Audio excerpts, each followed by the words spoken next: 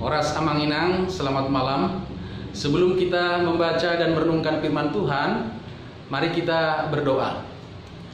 Ya Tuhan Allah Bapa kami di surga, terima kasih atas penyertaan-Mu dalam kehidupan kami. Hingga saat ini kami akan membaca merenungkan firman-Mu. Biarlah Roh yang Kudus menolong, membimbing, memberikan pemahaman kepada kami tentang kebenaran firman-Mu yang menjadi dasar dan kekuatan dalam kehidupan kami. Terima kasih ya Tuhan. Kami berdoa dalam nama Tuhan Yesus Kristus. Amin. Firman Tuhan yang menjadi dasar renungan untuk kita saat ini tertulis dalam Kisah Para Rasul pasal 21 ayat 17 sampai dengan ayat 26.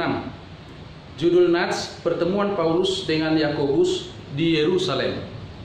Ketika kami tiba di Yerusalem, semua saudara menyambut kami dengan suka hati. Pada keesokan harinya pergilah Paulus bersama-sama dengan kami mengunjungi Yakobus. Semua penatua telah hadir di situ.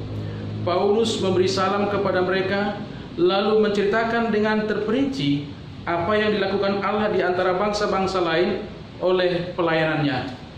Mendengar itu, mereka memuliakan Allah.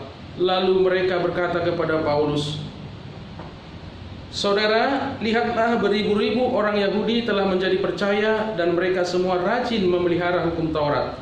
Tetapi mereka mendengar tentang engkau, bahwa engkau mengajar semua orang Yahudi yang tinggal di antara bangsa-bangsa lain untuk melepaskan hukum Musa. Sebab engkau mengatakan supaya mereka jangan menyunatkan anak-anaknya dan jangan hidup menurut adat istiadat kita. Jadi bagaimana sekarang? Tentu mereka akan mendengar bahwa engkau telah datang kemari.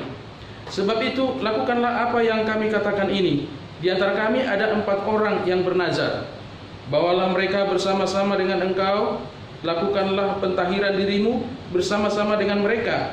Dan tanggunglah biaya mereka, sehingga mereka dapat mencukurkan rambutnya. Maka semua orang akan tahu bahwa segala kabar yang mereka dengar tentang engkau sama sekali tidak benar, melainkan bahwa engkau tetap memelihara hukum Taurat. Tetapi mengenai bangsa-bangsa lain yang telah menjadi percaya, sudah kami tuliskan keputusan-keputusan kami, yaitu mereka harus menjauhkan diri dari makanan yang dipersembahkan kepada berhala, dari darah, dari daging binatang yang mati dicekik, dan dari percabulan." Pada hari berikutnya Paulus membawa orang-orang itu serta dengan dia, dan ia mentahirkan diri bersama-sama dengan mereka, lalu masuk ke bait Allah untuk memberitahukan bila mana pentahiran akan selesai dan persembahan akan dipersembahkan untuk mereka masing-masing. Demikian pembacaan firman Tuhan. Bapak Ibu, saudara-saudara yang kasih dalam Tuhan Yesus Kristus, dari pembacaan firman Tuhan tadi kita akan merenungkannya dalam judul saling peduli terhadap sesama. Betapa pentingnya saling peduli terhadap sesama. Bagaimana di zaman sekarang? Ada yang mengatakan bahwa dalam zaman yang semakin individualisme, manusia akan semakin sulit untuk peduli terhadap sesama atau kepada orang lain. Masing-masing lebih suka mementingkan dirinya sendiri dan mencari kehormatan untuk dirinya sendiri. Dalam nats ini menunjukkan bagaimana seorang rasul bersama dengan umat Kristen bisa saling peduli atau saling memperhatikan dengan kasih. Secara khusus jemaat di Kaisarea mau peduli terhadap Paulus dengan mendampingi dia dan rekan-rekannya ke Yerusalem. Lalu Manason, seorang yang percaya kepada Tuhan Yesus, bersedia memberikan tumpangan kepada mereka. Orang-orang percaya di Yerusalem juga sudi menyambut para pelayan Tuhan yang telah berjerih lelah dalam pelayanan, yang telah mengorbankan waktu, tenaga, dan lain sebagainya untuk melayani Tuhan. Dengan tangan terbuka dan penuh sukacita, mereka bisa saling memperdulikan. Sebaliknya, Paulus dan para rekannya mau peduli terhadap para pemimpin di Yerusalem dengan meluangkan waktu untuk mengunjungi mereka. Namun perhatikanlah bagaimana Paulus tidak menceritakan apa yang telah dia lakukan, tetapi apa yang Allah lakukan yang begitu luar biasa di tengah-tengah bangsa non-Yahudi. Hal ini menguatkan para pemimpin tersebut dan mendatangkan kemuliaan bagi Allah.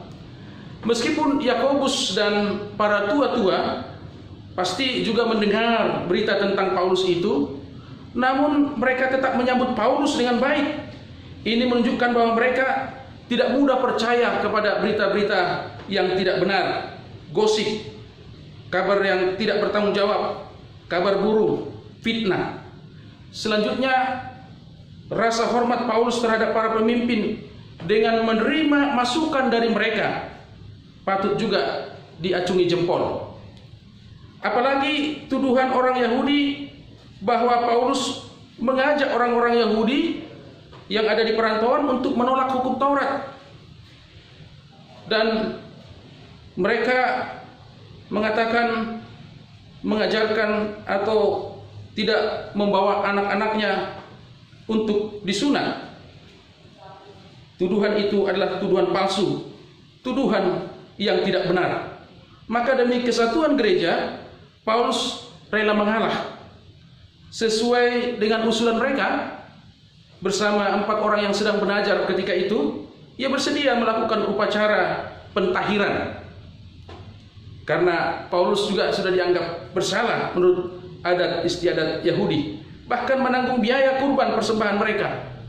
Ia menjalankan semuanya itu untuk menjaga keutuhan dan keharmonisan jemaat ketika itu. Sikap Paulus dan orang percaya mula-mula tentu perlu kita teladani. Kita perlu peduli terhadap mereka yang membutuhkan bantuan, yang membutuhkan perhatian. Kita juga perlu memberikan dukungan kepada para hamba Tuhan yang telah berjerih lelah melayani. Selain itu, kita juga perlu menaruh hormat kepada para pemimpin gereja atau orang yang lebih senior dari kita agar kesatuan jemaat tetap terjaga dengan baik. Peduli terhadap sesama itu berarti mau memperhatikan sesama kita dengan kasih, bukan karena terpaksa. Tuhan menghendaki agar kita saling peduli dan saling memperhatikan terhadap sesama, sebagaimana firman Tuhan juga tertulis dalam Filipi 2 ayat 4. Dan janganlah tiap-tiap orang hanya memperhatikan kepentingannya sendiri, tetapi kepentingan orang lain juga. Demikian juga dalam Ibrani pasal 10 ayat 24. Dan marilah kita saling memperhatikan supaya kita saling mendorong dalam kasih dan dalam pekerjaan baik. Inilah kehendak Tuhan bagi kita, orang-orang yang telah dikasihi Tuhan, orang-orang yang telah diselamatkan oleh Tuhan, orang-orang yang setia melakukan kehendak Tuhan. Oleh sebab itu, kita sebagai umat yang telah dikasihi Tuhan, marilah kita saling peduli terhadap sesama dengan tulus dan penuh cinta kasih, karena dengan demikian Tuhan senantiasa dimuliakan dan kita semuanya diberkati. Amin. Mari kita berdoa. Ya Tuhan Allah Bapa kami surga, terima kasih untuk firman-Mu yang boleh kami renungkan pada saat ini. Biarlah firman-Mu boleh tertanam, bertumbuh dan berbuah dalam kehidupan kami, sehingga kami boleh saling peduli, saling memperhatikan satu dengan yang lain dengan kasih, dengan penuh sukacita. Semuanya itu untuk kemuliaan nama Tuhan, dan kami yakin Engkau senantiasa menyertai, melindungi dan memberkati kami semua. Terima kasih ya Tuhan. Kami berdoa dan bersyukur di dalam nama Tuhan Yesus Kristus. Amin. Selamat malam Amang Inang, Bapak Ibu, saudara sekalian. Salam sehat buat kita semuanya. Horas.